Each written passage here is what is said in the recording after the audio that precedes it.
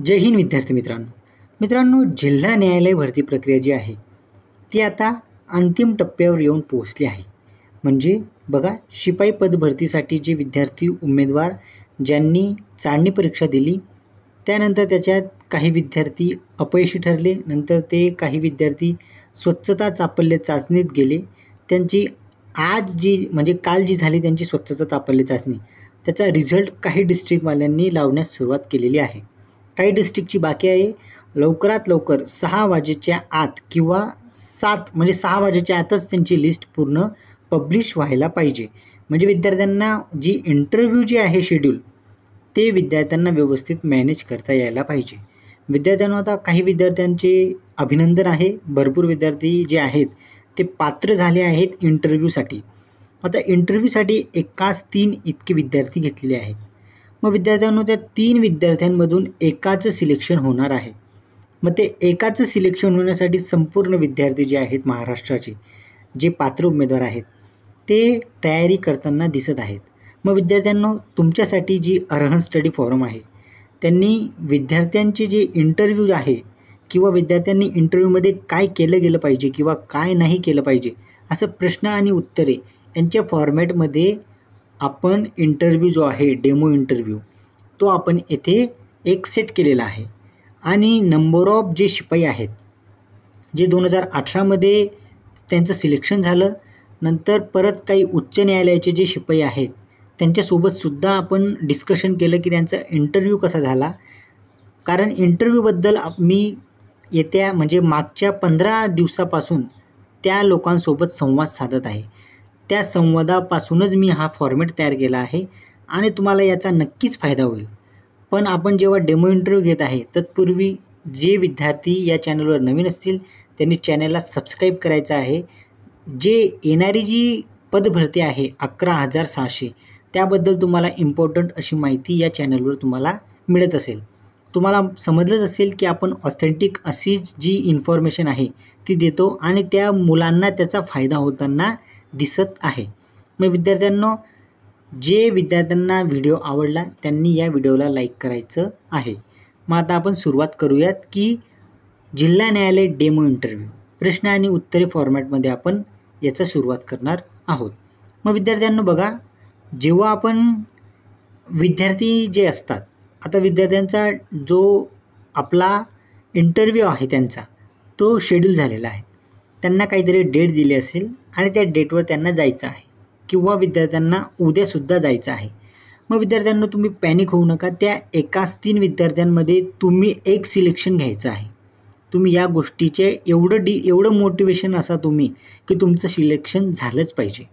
मग विद्यार्थ्यांनो, जेव्हा जी फॉर्मॅट आहे जजची, तेव्हा तुम्हाला सिच्युएशन कशी असते पहिले ती मी क्लिअर करतो. की विद्यार्थ्यांनी बघा, सुरुवातीला आपण आपले जे डॉक्युमेंट असतील, जे विद्यार्थ्यांना आपल्या रिझल्टच्या मागे, म्हणजे जो आपला इंटरव्ह्यू शेड्यूल जे आहे, जे रिझल्ट आलेला आहे त्याच्या खाली इन्स्ट्रक्शन दिले असतील. प्रत्येक डिस्ट्रिक्ट कोर्टने वेगवेगळे इन्स्ट्रक्शन दिलेले आहेत. त्या डिस्ट्रिक्टने त्या रिझल्ट पाहून, आता रिझल्ट कसा बघावा मी तो एका मिनटात एक शॉर्ट व्हिडिओ बनवला आहे. त्याने आपल्या डिस्ट्रिक्ट कोर्टच्या वेबसाईटवर जाऊन त्याने आपला स्वतः रिझल्ट डाउनलोड करून आपलं नाव आहे की नाही हे चेक करून घ्यायचं आहे. मग नंतर विद्यार्थ्यांना जे इन्स्ट्रक्शन वेगवेगळ्या डिस्ट्रिक्ट कोर्टमध्ये दिलेले आहेत ते तुम्ही तंतोतंत फॉलो करायचे आहेत. मग आपण जेव्हा इंटरव्ह्यूला गेलो ते सगळे डॉक्युमेंट घेऊन, आता एखाद्या विद्यार्थ्याकडे एखादं डॉक्युमेंट जर नसेल तर त्या विद्यार्थ्याने पॅनिक व्हायचं नाही आहे. जे डॉक्युमेंट असतील ते सगळे डॉक्युमेंट तिथे घेऊन जायचे आणि तुम्ही जाताना जेव्हा तुमचं शेड्यूल, जर समजा तुमचं शेड्यूल असेल 2 वाजेचं, तर तुम्ही तिथे 10 वाजेपासून जा आणि तुमच्याकडे काय नाही किंवा जे तुमच्याकडे डॉक्युमेंट नाही आहे त्या डॉक्युमेंटची सर्विस चर्चा तुम्ही त्या न्यायालयाच्या इन्क्वायरी सेक्शनमध्ये करू शकतात. ते तुम्हाला त्यावर काहीतरी मार्ग नक्कीच सुचवतील. म्हणून पॅनिक व्हायचं नाही. कुठे काय करायचं परत क्वेश्चन विचारू नका. मग विद्यार्थ्यांना आता सिच्युएशन आली तुमची इंटरव्ह्यूची. मग आता इंटरव्ह्यूला गेले तुम्ही, तर इंटरव्ह्यूला एकदम व्यवस्थित पोशाख. आता साधा पोशाख म्हटलं म्हणजे तुम्ही व्यवस्थित दिसायला पाहिजे. तुमचं प्रेझेंटेशन हे तुम्ही जज समोर देणार आहात. तुम्ही काय एखाद्या जे तुमचे म्हणजे एखाद्या अशा व्यक्तीला देणार आहात तुम्ही, जे व्यक्ती सगळे केसेस त्यांनी हँडल केलेले असतात. म्हणून त्यांच्यासमोर जाताना तुम्ही एकदम व्यवस्थित जा, शर्ट करून, केस वगैरे व्यवस्थित, आणि तुमचा जसा लूक असेल तसा लूक घेऊन तुम्ही तिथे जा. नंतर विद्यार्थी इंटरव्ह्यूसाठी तयार झाला की समजा बाहेर जे असतात, जे पिऊन किंवा शिपाई असतात, ते तुम्हाला आत सोडतील. मग आत गेल्यावर काही ज्या मायनर चुका असतात त्या तुम्हाला कोणी सांगत नाही, त्या चुका करायच्या नाही. तुम्ही गेल्यात की पहिले त्यांची परमिशन घ्या. परमिशन त्यांनी दिली की तुम्ही व्यवस्थित जा. त्या चेअर असेल तुमची, चेअरवर तुम्ही व्यवस्थित बसा आणि बसताना व्यवस्थित बसून ताठ बसा आणि तुमची जी पोझिशन असेल ती व्यवस्थित ठेवा. नंतर इंटरव्ह्यूमध्ये तुम्ही वेळोवेळी म्हणजे जे ते क्वेश्चन करतील तेव्हा तुमचे पाय हलता कामा नये, याची तुम्ही व्यवस्थितपणे प्रॅक्टिस करून ठेवा. मग विद्यार्थ्यांनो, एकदम सिंपल असे जे 2018मध्ये सिलेक्शन झालेले आहेत त्यांचा सिंपल एक इंटरव्ह्यू आहे. तो इंटरव्ह्यू मी इथे तुमचा क्वेश्चन फॉर्मॅटमध्ये घेतला आहे. आणि एक अजब इंटरव्ह्यू एका मुलाचा झाला होता, तो मुलगा फेल्युअर आहे. त्या मुलाचा सुद्धा अजब इंटरव्ह्यू तुमच्यासमोर मी प्रेझेंट करणार आहे. विद्यार्थ्यांनो, मग आता आपण सुरुवात करूयात. बघा, तुम्ही बसल्यावर जे जज असतात ते तुम्हाला तुमचं नाव विचारतील की तुम्ही तुमचं नाव सांगा. मग तुम्ही तुमचं नाव जे आहे ते व्यवस्थित सांगायचं आहे. त्याच्यानंतर तुम्ही एकही शब्द बोलायचा नाही. नंतर त्यांचा लगेच एक क्वेश्चन असतो की तुम्ही कुठून आलात किंवा तुम्ही कुठे राहतात. मग तुमचा आन्सर पाहिजे की तुम्ही कुठे राहतात, एका वाक्यात तुम्ही ते आन्सर द्यायचं आहे.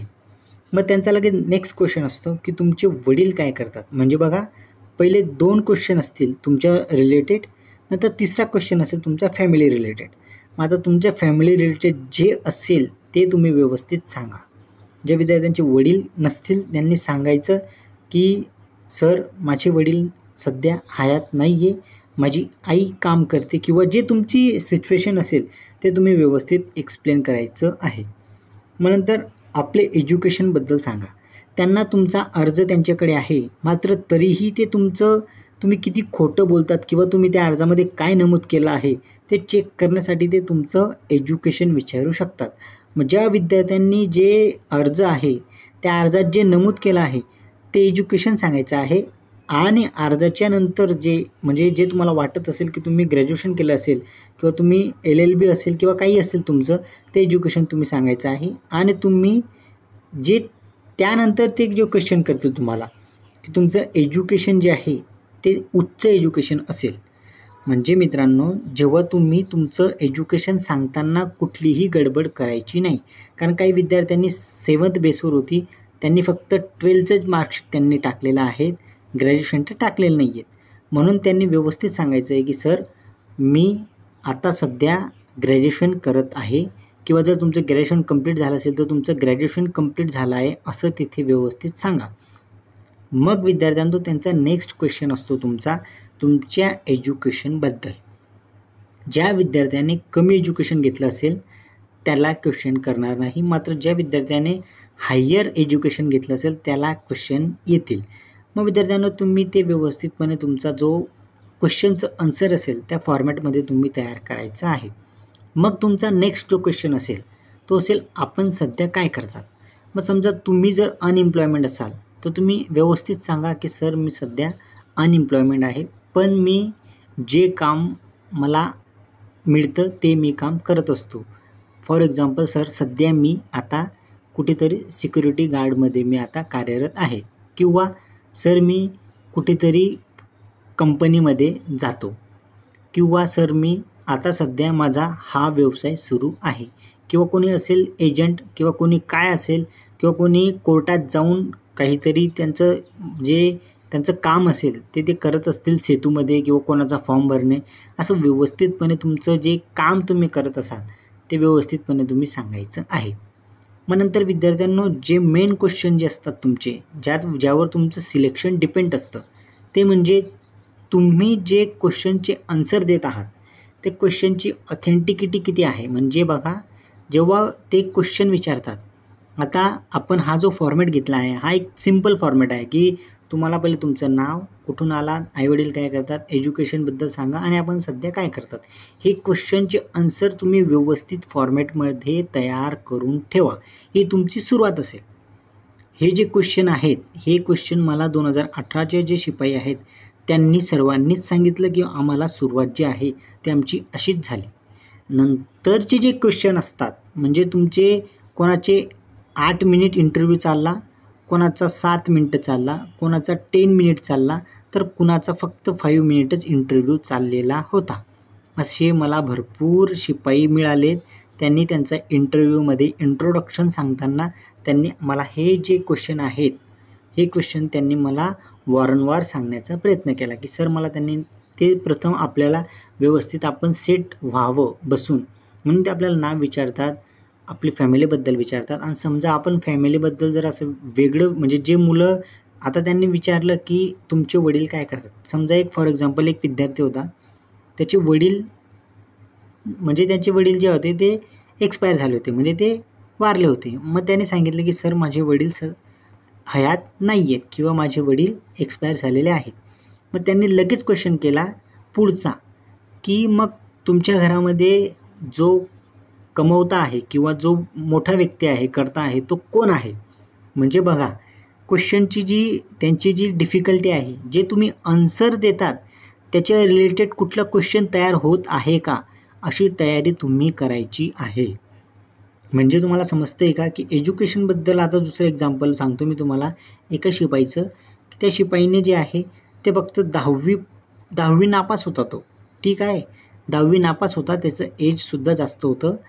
ते शिपाया म्हणजे त्यांनी मला असं सांगितलं की सर मी जास्त वगैरे काही शिकलो नव्हतो, परंतु हा फॉर्म निघाला आणि मी फॉर्म भरला. नंतर मग माझं जेव्हा माझा इंटरव्ह्यू झाला तेव्हा मी त्यांना सांगितलं की सर मी 10th जे आहे ते फेल आहे, म्हणजे तो 10वीसुद्धा त्याने कंप्लीट केलेली नव्हती. मग त्यांनी लगेच क्वेश्चन केला की तुम्ही 10वीसुद्धा पास का नाही झालात, मी तुम्ही 10वी का नाही केली. मग त्यांनी सांगितलं की सर परिस्थिती वगैरे नव्हती म्हणून मी नाही करू शकलो. मग ही जी पदभरती आहे ही 7वी पासवर आहे, हे विसरता कामा नये तुम्ही. म्हणजे हे विसरायला तुम्ही नको. काही विद्यार्थी आता विसरलेसुद्धा असतील की आपण हा फॉर्म भरला होता, तो फॉर्म आपण 7वी बेसवर भरला होता, हे तुम्ही कायम डोक्यात ठेवा. मग असे भरपूर जे शिपाई आहेत ते आपल्याला मिळाले आहेत. त्यांचे वेगवेगळे अनुभव आपण शेअर करणार आहोत. पण हा जो इंट्रो मी तुम्हाला सांगितला तुमच्यासाठीच मी व्यवस्थित हा इंट्रो टाईप करून तुमच्यासाठी प्रेझेंट केला. तुम्ही याचे जे आन्सर आहेत ते तुम्ही सिम्पल नेचरने तुम्ही क्रिएट करून ठेवा. मग विद्यार्थ्यांनो नेक्स्ट जे आहे जे शिपाई झालेले आहेत त्यांचा नेक्स्ट जो होता त्यांचा कल सांगण्याचा, मग तो आता तुम्हाला मी 1 बाय 1 एक्सप्लेन करतो. बघा विद्यार्थी मित्रांनो, मी भरपूर जे आपले शिपाई आहेत आमच्या कोर्टामध्ये त्यांच्यापैकी काही जे आहेत सिलेक्शन झालेले त्यांच्यासोबत मी चर्चा केली आणि नंतर मी त्यांना त्यांना मी पहिले आता त्यांना आठवत नव्हतं की माझा इंटरव्ह्यू कसा झाला होता, पण त्यांना जे आठवलं ते त्यांनी सांगण्याचा प्रयत्न केला. नंतर मी स्वतः त्यांना क्वेश्चन केले की तुम्हाला अशा टाईपचा क्वेश्चन आला होता का. मग त्यांनी सांगितलं की हो आला होता आणि मी त्याचं आन्सर असं दिलं होतं. मग विद्यार्थ्यांनो तुम्हीसुद्धा त्या पद्धतीने जर क्वेश्चन आन्सरिंगची प्रॅक्टिस केली तर मला वाटतं तुम्ही त्या एकाच 3मध्ये तो एक मुलगा तुम्ही असू शकाल. जो विद्यार्थी जास्त मेहनत घेईल आणि ज्याचं प्रेझेंटेशन व्यवस्थित असेल तोच विद्यार्थी सिलेक्शन होताना दिसेल. मग विद्यार्थ्यांनो ते जे क्वेश्चन होते किंवा तो जो फॉर्मॅट होता तर त्यांनी मला सांगितलं की सर एका विद्यार्थी होता की त्याने सांगितलं की सर जेव्हा माझी शिपायाची इंटरव्ह्यू होते, म्हणजे मी जेव्हा मुलाखतीला गेलो तेव्हा त्यांनी मला सगळं जो इंट्रोडक्शन होता तो व्यवस्थित त्यांनी विचारला. नंतर त्यांचा एक क्वेश्चन असा होता की तुम्ही जे आहे तुम्ही तुमच्या गावामध्ये म्हणजे तो गावाचा होता, तर गावातील त्याला क्वेश्चन विचारले गेले की तुम्ही गावातील जे तुमचं सरपंच म्हणजे जे तुमचं ग्रामपंचायत असतं त्या ग्रामपंचायतमध्ये तुम्ही कधी गेला आहात का. त्यांनी असा एक क्वेश्चन विचारला. मी आता एका शिपायाचा अनुभव तुम्हाला सांगत आहे. जे विद्यार्थी गावाकडचे असतील त्यांनी अशा गोष्टी म्हणजे जेव्हा तुम्ही एखादं आन्सर देतात की तुम्ही सांगतात की सर मी खेडेगावातून आलो आहे, मग तुम्ही रेडी राहा की तुम्हाला खेडेगावातील क्वेश्चन येऊ शकतात. म्हणजे येतीलच असं नाही, पण येऊ शकतात. आता ते जजवर डिपेंड आहे की ते तुम्हाला कशा प्रकारे टॅकल करतात. म्हणून त्या टॅकलपासून निघण्याच्या तयारीत तुम्ही राहा आणि एकदम फॅमिलियर इंटरव्ह्यू द्या. मग त्याचा अनुभव असा होता की त्याने एक म्हणजे त्याला जेव्हा विचारलं की तुझे वडील काय करतात, तेव्हा त्याने सांगितलं की सर माझे वडील ग्रामपंचायतमध्ये सदस्य आहेत, ग्रामपंचायत सदस्य आहेत असं त्याने सांगितलं. मग त्याला लगेच ग्रामपंचायतवर कमीत कमी 3 ते 5 क्वेश्चन त्यांनी विचारले होते.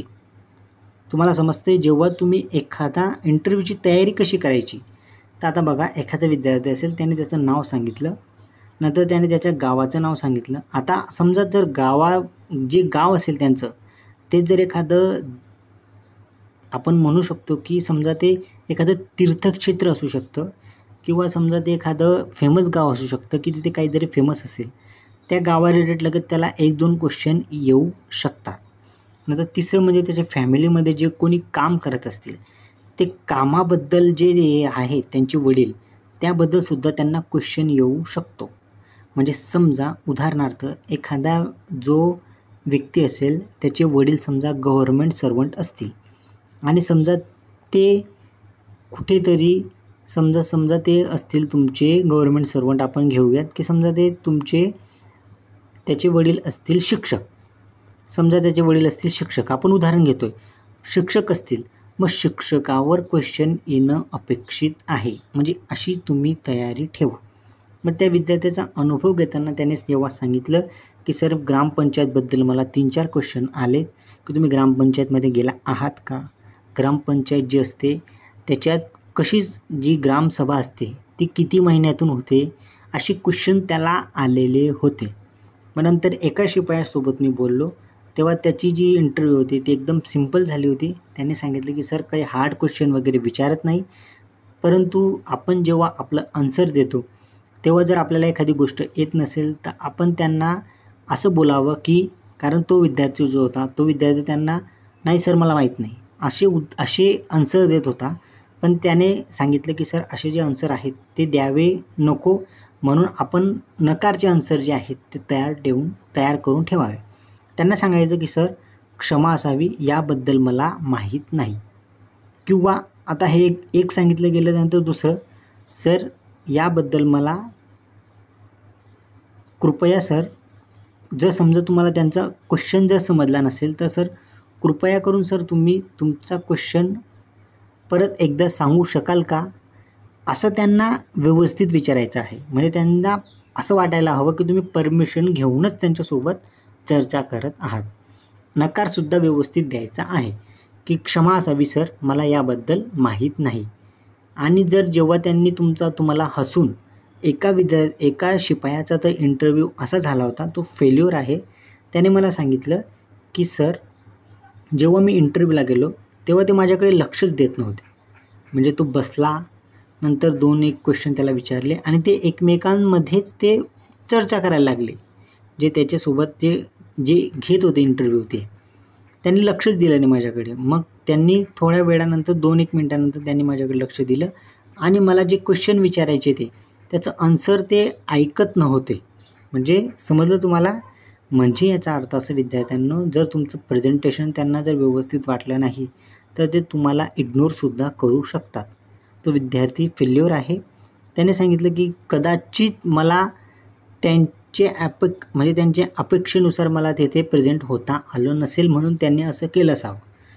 पण विद्यार्थ्यांना तुम्ही प्रत्येक अँगलने विचार करा. मी प्रत्येक अँगल तुमच्यासोबत डिस्कशन करत आहे आणि त्या अँगलने जर तुम्ही गेलात तर तुम्हाला नक्की त्याचा फायदा होणार आहे. मी खूप शिपायांचे अनुभव तुमच्यासोबत शेअर करत आहे. इंटरव्ह्यू तुम्हालाच द्यायचा आहे. इंटरव्ह्यू कुठलाही शिक्षक द्यायला येणार नाही. तुम्हालाच आन्सर द्यायचे आहे, तुमच्याच भाषेत द्यायचं आहे. तुमची भाषा जी आहे ती तुमच्याचकडे आहे. ती एका दिवसात काही सुधारणार नाही किंवा एका दिवसात ती ग्रो नाही होणार. परंतु तुम्हाला जर डायरेक्शन व्यवस्थित मिळालं की अशा पद्धतीने आपल्यावर हल्ला, म्हणजे अशा पद्धतीने आपल्यावर क्वेश्चनची बंबार्डिंग होऊ शकते आणि त्या क्वेश्चनच्या बंबार्डिंगला आपण आत्तापासून कसं तयार व्हायला पाहिजे, कोणकोणते ढाल आपल्याकडे पाहिजे, कोणकोणते अस्त्र आपल्याकडे पाहिजे याची तयारी केली म्हणजे तुम्ही इंटरव्ह्यू व्यवस्थित पार पाडला. कारण काही विद्यार्थ्यांना असे क्वेश्चन येतील की ते विद्यार्थी, समजा एखाद्या विद्यार्थ्याने सांगितलं की सर मी स्पर्धा परीक्षेची तयारी करतो, लगेच त्याला पॉलिटी बेस क्वेश्चन येऊ शकतो. समजा आता पॉलिटी बेस म्हणजे आता समजा आता आपल्या MLA म्हणजे आमदार आणि आमदारांचं आता इलेक्शन आहे. मग सांग मला की आमदारांचं जे इलेक्शन असतं ते कसं होतं, ते कोणत्या आर्टिकलने होतं. मग आता जे येणाऱ्या ज्या घटना असतील, स्पर्धा परीक्षेवाला विद्यार्थी अपडेट असायला पाहिजे. मग त्याला लगेच ऑलिम्पिकवर क्वेश्चन येतील. म्हणजे जे तुम्ही क्वेश्चनचं आन्सर द्याल त्याच्या रिलेटेडच तुम्हाला ते क्वेश्चन विचारतील. त्याच अनुषंगाने तुम्ही तुमचा इंटरव्ह्यू फ्रेम करा. तुम्ही स्वतःच तिथे तुम्ही जर बघा विद्यार्थी मित्रांनो, तुम्हाला याचा नक्कीच फायदा होईल. तुम्ही तुमचा जो फ्रेम आहे इंटरव्ह्यू तो तुम्ही स्वतः फ्रेम करा आणि तुम्ही तिथे गेल्यावर तुम्ही जो इंटरव्ह्यू फ्रेम केलेला आहे त्याबद्दलच ते तुम्हाला विचारतील असा कॉन्फिडन्स बूस्ट करा. कारण भरपूर शिपायांनी मला तेच सांगितलं की जे आपण आन्सर देतो ते आन्सर रिलेटेड जर काही क्वेश्चन क्रिएट होत असतील ते क्वेश्चन आपल्याला येतातच असं त्यांनी मला सांगितलं. तेच क्वेश्चन आपल्याला येतात. जे तुम्ही आन्सर द्याल त्यावर एक क्वेश्चन, 2 क्वेश्चन, त्याची लेंथ जी असते ती वाढत असते, ते संभाषण आपलं वाढत असतं. तुम्ही त्या प्रकारे फ्रेम करा व्यवस्थित. तुम्ही एक इंटरव्ह्यू द्या. जो मी तुम्हाला सांगितलं हे जे आहे तुमचं इंट्रोडक्शन आहे, तुमचं नाव, गाव, याच्यावर काही क्वेश्चन तयार होतात का ते तुम्ही स्वतः व्यवस्थितपणे ॲनालिसिस करा आणि व्यवस्थित तुम्ही इंटरव्ह्यूसाठी जा. तुम्हाला बेस्ट ऑफ लक. जे विद्यार्थ्यांचं इंटरव्ह्यू असेल त्यांना कुठल्याही प्रकारची जर हेल्प लागत असेल त्यांनी कमेंट बॉक्समध्ये सांगायचं आहे. ज्या विद्यार्थ्यांना जर असं वाटत असेल की सर ही जी माहिती आहे तुम्ही व्यवस्थित दिली आहे, परंतु तरी आम्हाला एखादा आन्सर बेस, म्हणजे हे तर फक्त मी तुम्हाला कसे क्वेश्चन येऊ शकतात यावर डिस्कशन केलं, माझे आन्सर मी तुम्हाला सांगितले नाही. जर एखाद्या विद्यार्थ्यांना जर असं वाटत असेल की सर तुम्ही 10 मिनटं किंवा 5 मिनटाचा इंटरव्ह्यू तुम्ही स्वतः क्रिएट करा, तुम्हीच क्वेश्चन विचारा आणि तुम्हीच आन्सर द्या, अशा फॉर्मॅटमध्ये जर तुम्हाला हवं असेल तर तुम्ही कमेंटमध्ये नक्की सांगा. पण मला वाटतं की हे जे आपण क्रिएट केलेलं आहे याच्यावर जर तुम्ही तयारी केली तर नक्कीच तुम्हाला सक्सेस मिळेल. यात माझ्या म्हणजे हे जे आहे, हे जे मी तुम्हाला सांगतो याचा माझा इतका विश्वास आहे की मी बघा तुम्हाला एक शिपाई नाही तर तब्बल मी किती शिपायांसोबत चर्चा केली असेल ते तुम्हाला ठाऊक नाही. जो शिपाई मला मिळाला त्याच्यासोबतसुद्धा मी चर्चा केली. काही जे शिपाई आहेत ते अनुकंपावर आले आहेत, त्यांनासुद्धा मी भेटलो. त्यांनी सांगितलं की सर आमचं काही सिलेक्शन झालं नव्हतं, आम्ही असे आलो आहेत. म्हणजे विद्यार्थ्यांना तुमच्यासाठी मी इतकी मेहनत घेतली आणि जे सिलेक्ट कॅन्डिडेट होते त्यांच्यासोबत चर्चा करून मी तुमच्यासाठी मी जे इंट्रोडक्शन जे पार्ट आहेत ते मी काढलेले आहेत आणि तुम्हाला जो क्रक्स आहे इंटरव्ह्यूचा तो सांगण्याचा प्रयत्न केलेला आहे. विद्यार्थ्यांनो बेस्ट ऑफ लक. जे विद्यार्थी पात्र झाले आहेत त्यांचं सिलेक्शन यादीमध्ये नाव येऊ. आपले जे यूट्यूब चॅनलमध्ये जे आहेत विद्यार्थी मित्र त्यांच्यामधून नंबर ऑफ स्टुडंट सिलेक्शन हो अशी माझी अपेक्षा आहे. आणि जे विद्यार्थी पात्र असतील त्यांनी नक्कीच कमेंटमध्ये सांगा की यस सर मी पात्र आहे. विद्यार्थी जय हिंद. जर तुम्हाला तसा व्हिडिओ पाहिजे असेल तर तुम्ही लवकर मला कमेंटमध्ये सांगा. ज्या पद्धतीने माझ्याकडून तुम्हाला हेल्प होईल त्या पद्धतीने मी हेल्प करायला तयार आहे. परंतु तुमचं सिलेक्शन हे झालंच पाहिजे अशाच आशेने मी तुमच्यासाठी व्हिडिओ बनवत असतो. आता तुमची रजा घेतो विद्यार्थ्यांनो. जय हिंद.